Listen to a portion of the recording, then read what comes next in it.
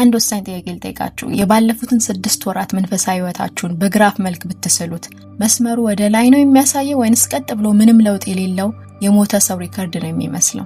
አቃለው ጥያቄ ይከብዳል። ነገር ግን መፍትሄው በራስ ጥረት መጨነቅ ሳይሆን ድነት ወይም ሳልቬሽን በእውነት ምን እንደሆነ በደንብ መረዳት ነው።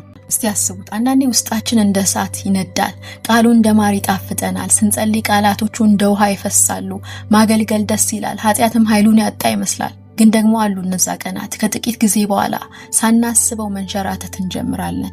ወደ ድሮ ኃጢአት፣ ወደ ድሮ ልማድ፣ ወደ እነዛ የሚያስጠሉ የግዴለሽነት ወቅቶች።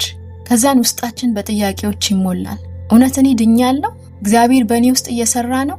ለምን መንፈሳዊ ህይወቴ እንደ ቀላል ብርጭቆ በቀላሉ የሚሰበር ይመስላል? ምናልባት መጀመሪያውኑ በእውነት አልተለወጥኩም ነበር።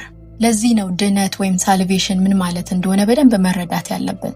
ድነት ማለት ወደ ኋላ ተመልክተን ድሮ ያን ጊዜ ድኜ ነበር የምንለው አንድ ታሪካዊ ክስተት ብቻ አይደለም። የአንድ ጊዜ ውሳኔ ብቻም አይደለም። ድነት እግዚአብሔር የሚሰራው ባለ 3 ክፍል ታላቅ የጥበብ ስራ ነው። እነዚህም 3 ክፍሎች የመጀመሪያው መጽደቅ ወይም ጀስቲፊኬሽን፣ ሁለተኛው መቀደስ ሳንቲፊኬሽን፣ ሶስተኛው መክበር ወይም ግሎሪፊኬሽን ናቸው። እነዚህን ወሳኝ እውነቶች በቀላሉ ለመረዳት ህይወታችሁን እንደ ቤት አድርጋችሁ አስቡ። የቤቱ መሰረት መጽደቅ ወይም ጀስቲፊኬሽን ነው። ይህ ቅጽበት መጀመሪያ ላይ እንደተነጋገርነው በክርስቶስ ኢየሱስ ምክንያት እግዚአብሔር በፍርድ ዙፋኑ ላይ ሆኖ ጻድቅ ናችሁ ብሎ የፈረደበት ቅጽበት ነው። በፍርድ ቤቱ ውሳኔ ተሰጥቷል። የዳኛው መዶሻ ተመቷል። መዝገቡ ተዘግቷል። ለዚህ ቤት መሰረት መጣል እኛ ያወጣነው አንድም ነገር የለም።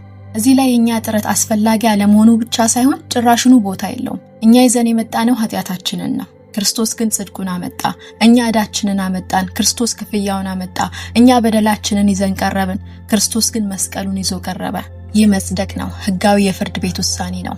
የተፈጸመና ያለቀ ጉዳይ ነው። በክርስቶስ ባመናችሁበት ቅጽበት የተከናወነ እውነት ነው። በዚህ በማይነቃነቅ መሰረት ላይ ግን ሌላ ስራ ይጀመራል። ይህ ስራ የሚሰራው ወደ ቤቱ ለመግባት አይደለም፣ ምክንያቱም አስቀድመን ቤት ውስጥ ነን። ይህ ስራ መቀደስ ወይም ሳንቲፊኬሽን ይባላል።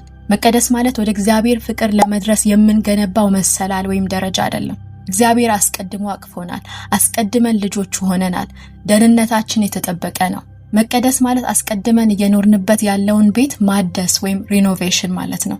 ሐሳባችንን፣ ምኞታችንን፣ ልማዳችንን፣ ንግግራችንን፣ ሰውነታችንንና ጊዜያችንን ሁሉ ይመለከታል። መንፈስ ቅዱስ በህይወታችን ውስጥ በእያንዳንዱ ክፍል እየገባ ይሄ የኔ ነው፣ ይሄም የኔ ነው ይላል። በምሬትና በጥላቻ የተበላሸውን ወለል ይነቅላል። የድብቅ ኃጢአት ያበላሸውን ግድግዳ ያፈርሳል። በሀፍረት ተዘግተው የኖሩ የልባችንን ክፍሎች ከፍቶ በብርሃን ይሞላቸዋል። መንፈስ ቅዱስ ይህንን ሁሉ የሚያደርገው